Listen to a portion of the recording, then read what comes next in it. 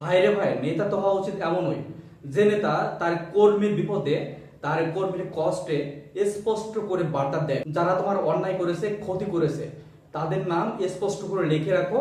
আমি খুব দ্রুত দেশে আসছি, তাদেরকে নাকে খত দিয়ে জয় বাংলা বলাবো। দেশ এবং দেশের বাইরে থেকে এই মুহূর্তে আমার ভিডিওটি যারা দেখছেন, প্রত্যেকের হলো সালাম ও শ্রদ্ধা। আশা করি সবাই ভালো আছেন। রাজনীতির মাঠে আওয়ামী লীগ, যুবলীগ, ছাত্রলীগ ও আওয়ামী লীগের যত অঙ্গ সংগঠন আছে, প্রত্যেকে কিন্তু অ্যাক্টিভ হয়ে আছে। তারা প্রত্যেকে এমন ভাবে সোচ্চার হয়ে আছে যে কোনো মুহূর্তে যদি ঢাকা এয়ারপোর্টে শেখ হাসিনা চলে আসে, তাহলে তাকে তারা সাদরে গ্রহণ করে নেবে। শুধু আওয়ামী লীগ না, আওয়ামী লীগ পন্থী যে ব্যক্তিগুলো আছে, যে জনগণগুলো আছে, প্রত্যেকেই প্রস্তুত হয়ে আছে। শেখ হাসিনা আসবে, বাংলাদেশ আসবে। আবার সারা বাংলাদেশে ঝটিকা মিছিল থেকে প্রতি মুহূর্তে আওয়ামী লীগের মিছিলগুলো যেভাবে একের পর এক বড় হচ্ছে, সেগুলো কিন্তু আমরা দেখতে পাচ্ছি।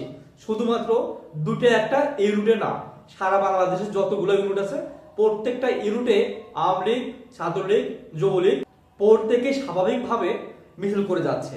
কেউ আর ভয় পাচ্ছে না।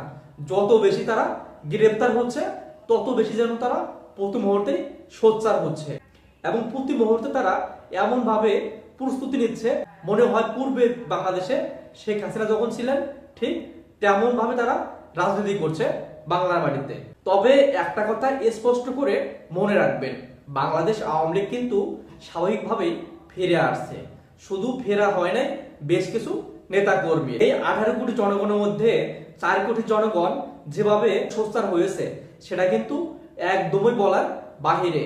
আমরা প্রতি মুহূর্তে দেখতে পাচ্ছি সোশ্যাল মিডিয়ায়, ফেসবুক, ইনস্টাগ্রাম, টুইটার, ইউটিউব এবং আদার্স প্ল্যাটফর্মগুলোতে তারা যেভাবে অ্যাক্টিভ হয়ে গেছে, শুধুমাত্র সোশ্যাল মিডিয়াতে না, রাজপথেও তারা খুবই অ্যাক্টিভ হয়ে গেছে।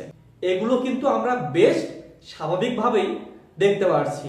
সাবেক প্রধানমন্ত্রী শেখ হাসিনা তার নেতাকর্মীদের উদ্দেশ্যে একটা কথাই স্পষ্ট করে বলেন যে আমি কিন্তু খুব দ্রুতই বাংলাদেশে ফিরছি এবং আমার নেতাকর্মীদের সাথে যারা খুব বেশি অন্যায় করছে, অত্যাচার করছে, তাদেরকে নাকি খত দিয়ে জয় বাংলা বলাবো। কথাটা কিন্তু মনে রাখতে হবে। ঠিক এই কথার প্রতিক্রিয়ায় বাংলাদেশ আওয়ামী লীগ, যুবলীগ, ছাত্রলীগ ও অন্যান্য অঙ্গ সংগঠন প্রত্যেকেই অ্যাক্টিভ হয়ে গেছে। তারা রাজপথে এখন মোটামুটি ভাবেই সোচ্চার, তারা আর থেমে নাই।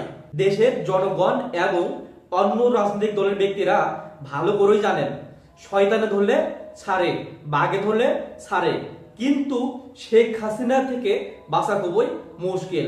কারণ শেখ হাসিনা কখনো ছাড় দেয় না, অন্যায়ের সাথে কখনো আপোষ করে না।